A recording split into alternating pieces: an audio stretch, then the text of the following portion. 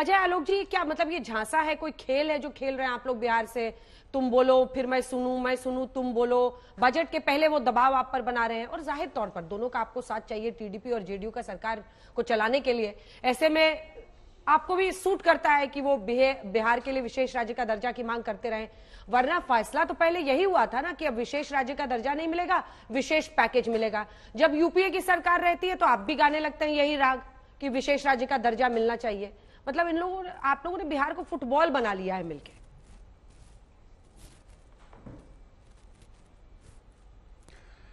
अंजना जी, नम्रता की नरम मिट्टी में ही सम्मान का अंकुर फूटता है। तो भारतीय जनता पार्टी और जेडीयू दोनों नम्रता की नरम मिट्टी है, इसलिए दोनों के बीच सम्मान बहुत ज्यादा है, असम्मान की कभी कोई भावना ही नहीं है। तो फुटबॉल ये सब कहां से ले आई आप? वैसा थोड़ी ना कुछ चल रहा है। साफ बात है, प्रधानमंत्री मोदी जी के दिल में बिहार बसता है। उन्होंने खुलेआम घोषणा भी की थी कितने का पैकेज दूं, और उन्होंने दिया। आज की तारीख में चाहे वो आपका एनएच के हाईवेज हो, चाहे बक्सर 4 लेन बक्सर का हाईवे हो, चाहे नया ग्रीनफील्ड हाईवे हो, आपका जितने पेट्रोलियम प्रोजेक्ट्स हों सब आ रहे हैं, गैस लाइन प्रोजेक्ट हैं सब आ रहे हैं, प्रधानमंत्री आवास योजना दुगने की संख्या में से ज्यादा बढ़ रहे हैं। तो तमाम काम हो रहे हैं। और ये सब कहना कि दबाव बना रहे हैं, तो ये कह रहे हैं बिहार आज की तारीख में हम सब जानते हैं कि पिछड़ा राज्य है, और एक पिछड़ा राज्य या दो पिछड़ा राज्य अगर रहेंगे तो देश आगे नहीं बढ़ सकता है। देश को आगे बढ़ने के लिए सब राज्यों को आगे बढ़ाना है, उसी को समग्र विकास या समतामूलक विकास हम लोग कहते हैं। ये तो हमारी फिलॉसफी है, प्रधानमंत्री जी की फिलॉसफी है। वो तो खुद कहते थे कि भाई बायां कंधा अगर कमजोर हो तो दाहिना कंधा मजबूत नहीं हो सकता है, इसलिए उन्होंने नॉर्थ ईस्ट पे सबसे ज्यादा ध्यान दिया। और आज देखिए नॉर्थ ईस्ट का कंधा हमारा कितना मजबूत हो चुका है। तो उसी तरह बिहार को कोई कैसे भूल सकता है, आंध्रा को कैसे भूल सकता है। और जेडीयू कोई हमारी नई सहयोगी नहीं है। 17 वर्ष पूर्व में भी हम लोग साथ रह चुके हैं, एक दूसरे को समझते हैं, एक दूसरे की जरूरतों को समझते हैं और बिहार को समझते हैं। तो बिहार के लिए जो भी संभव होगा, जितना भी संभव होगा, उससे ज्यादा ही प्रधानमंत्री करेंगे, उससे कम नहीं करेंगे। इसके लिए निश्चिंत रहिए। राजीव जी, वही मतलब डिट्टो सवाल आपके लिए, लेकिन दबाव बनाने वाले आप ही हैं।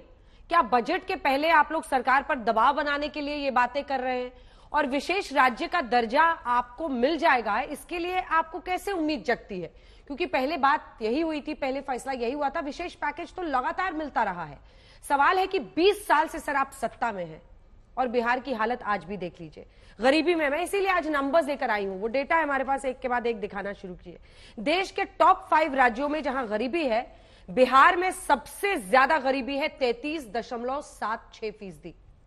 हवाई बात नहीं कर रही हूं मैं सरकारी आंकड़े आपके सामने, जो नीति आयोग की रिपोर्ट है मल्टी डायमेंशनल पॉवर्टी की, वो मैं आपके सामने रख रही हूं।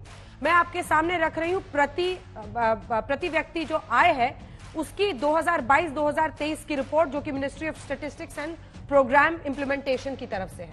उसमें बिहार 54,111 के साथ, देखिए आप कहां पर है, 1 2 3 4 5 6 7 8 9 10 11वें नंबर। 10 मतलब अब तो 20 साल हो गए आपके वहां पर सरकार में। इसी देश में मध्य प्रदेश, उत्तर प्रदेश बीमारू राज्य में आते थे ना सर, अपने दम पे निकले। आपको दोनों का मैं आपको बताती हूं कि उनका क्या स्ट्रक्चर रहा, उनका क्या तरीका रहा। एमपी ने सबसे ज्यादा आवंटन जो है वो कृषि क्षेत्र में देना शुरू किया, ये सुनिश्चित किया कि उनका राज्य खुद ही बीमारू से निकले। आप लोग बस ये राग अलापते रहते हैं, स्पेशल स्टेटस, स्पेशल पैकेज। आप लोग क्या कर रहे हैं?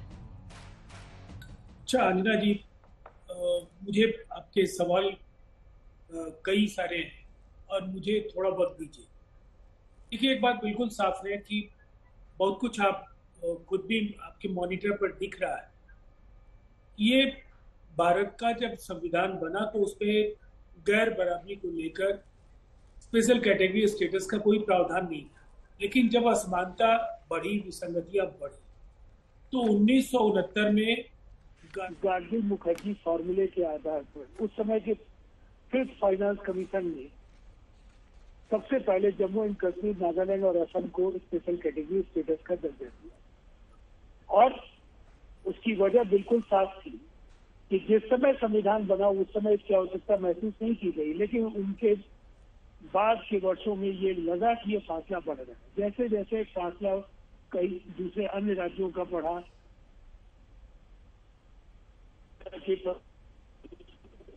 आज 11 स्टेट आज स्पेशल कैटेगरी चिल्ला रहे हैं। अब सर बिजली चली गई क्या सर? हर राजीव जी, बिजली उड़ी? तुरंत आ गई।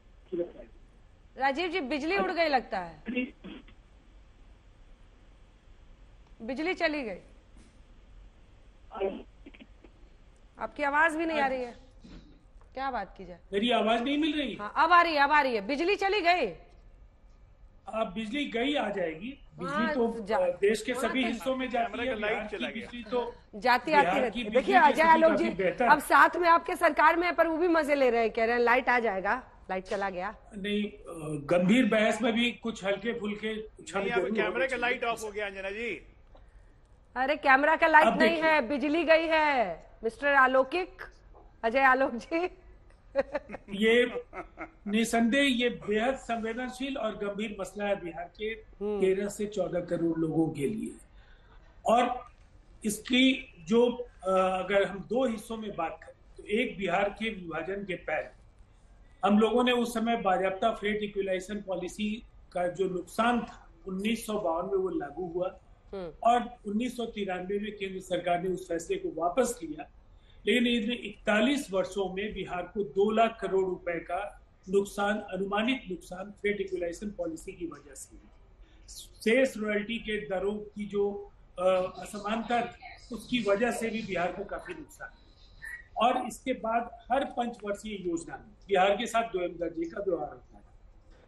इसके बाद जो बिहार की जो सबसे बड़ी पूंजी थी, बिहार की भू संपदा, जो बिहार का जो वनांचल का जो हिस्सा था, ये सब 2000 में बिहार के विभाजन के साथ ही वो भी झारखंड में चले गए। आबादी का जो घनत्व है वो बिहार के हिस्से में था। कुछ भी ऐसा नहीं बचा था बिहार के पास कि बिहार अपने बलबूते बहुत कुछ हासिल कर सके। सबसे ज्यादा ना कोई है, आपके पास पोर्ट है, ना कोई आपके पास, ठीक है, यहाँ आबादी का घनत्व माइंस एंड सबसे मिनरल्स। ज्यादा है। लेकिन ठीक है सर, आप जो मजबूरियां हैं, जो चुनौतियां हैं वो गिना रहे हैं, लेकिन नहीं। इन चुनौतियों के बीच देखिए ना सर, एक सेकंड, उन चुनौतियों के साथ ही आप देखिए यूपी में कौन सा पोर्ट है? नहीं है ना। बहुत सारे राज्य हैं जिन्होंने पहल की, कोशिश की, एक मॉडल अपनाया, आगे बढ़े। आप 20 साल से शासन में। मैं आपको एक बात कोट करना चाहती हूं, आप दोनों से मैं पूछना चाहती हूं, उसके बाद मैं अन्य मेहमानों पे जाऊंगी। जो 16वां फाइनेंस कमीशन था अरविंद पनगड़िया के नीचे, नीति आयोग का, उन्होंने साफ साफ कहा, क्लैरिफाई किया कि अंग्रेजी में है कि current provisions special category status for states does not exist. उन्होंने कह दिया कि जो करंट प्रोविजंस है उसके तहत स्पेशल कैटेगरी स्टेटस अब नहीं एग्जिस्ट कर रहा है कंट्री में। ऐसे में आप लोग कौन सा स्पेशल कैटेगरी मांग रहे हैं? स्पेशल पैकेज की बात तो समझ में आती है, स्पेशल स्टेटस देते हैं कि नहीं देते हैं? नीतीश बाबू रैली में कहते हैं सब हाथ उठाइए, बोलिए चाहते हैं ना जी, उसका क्या मतलब है सर?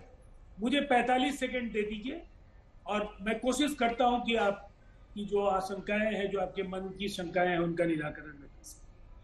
देखिए, अगर बिहार के उद्यमशीलता में कोई कमी है, बिहार के जो हम कहेंगे नीति निर्धारकों ने अगर फैसले लेने में गलती की होती, तो हम लगातार 2 अंकों में ग्रोथ रेट दर्ज नहीं कर रहे होते। जो जीडीपी का ग्रोथ रेट इस वर्ष भी जो आएगा वो पूरी तरह से क्लियर है कि हम देश के अव्वल राज्यों में से एक होंगे।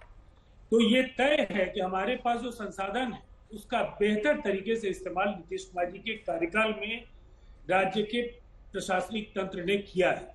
और निसंदेह इसके बाद भी अगर हमने ये कहा कि 1/3 आबादी आज भी पिछड़ेपन की शिकार है, वो गरीबी की शिकार है, तो ये स्वीकारोक्ति इसलिए है कि जो हमें विरासत में खाली खजाना मिला है, जो बिहार के साथ लगातार सेंटर के दोयम दर्जे की वजह से जो परेशानियां हुई, उसकी भरपाई या तो स्पेशल कैटेगरी स्टेटस, लेकिन आपने जो 16th फाइनेंस कमीशन का हवाला दिया है, ऐसा नहीं है कि इन चीजों की जानकारी बिहार के लोगों को नहीं है, हमारे दल को नहीं है, लेकिन हमारे नेशनल वर्किंग कमेटी ने ये रिजोल्यूशन लिया कि आप अगर मानकों के आधार पर आपको कठिनाई दिखती है तो निसंदेह स्पेशल पैकेज भी बिहार की समस्याओं का समाधान करने में उपयोगी हो सकता है। और इसीलिए ये ज्यादा लचीला है कि आप स्पेशल कैटेगरी स्टेटस की हमारी मांग है, अगर आप इस पर बात कर सकते हैं तो अच्छी बात है, और नहीं तो स्पेशल कैटेगरी स्पेशल पैकेज को लेकर के भी कोई एक मुश्त ऐलान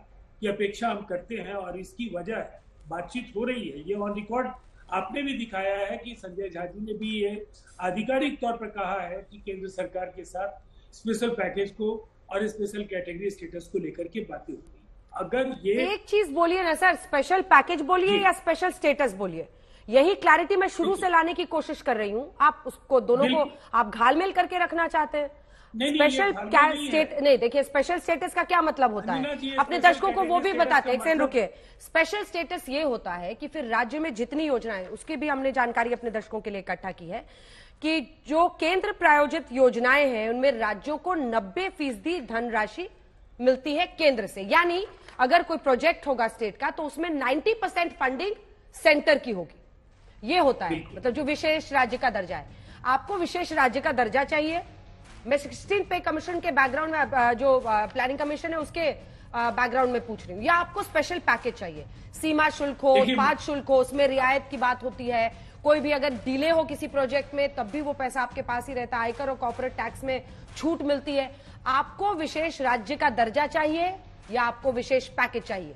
आपको एक चूज करना होगा ना। सही समझा है, बताइए। मैं उसको बस और स्पष्ट इसलिए कर देना चाहता हूँ कि बिहार को टैक्स हॉलीडेज जो हमारा एक जो सेंट्रल असिस्टेंस जो भी आप देते हैं वो अगर हम खर्च नहीं कर पाए तो निसंदेह हम अगले जो फाइनेंशियल ईयर में उसको कैरी ओवर करा सके।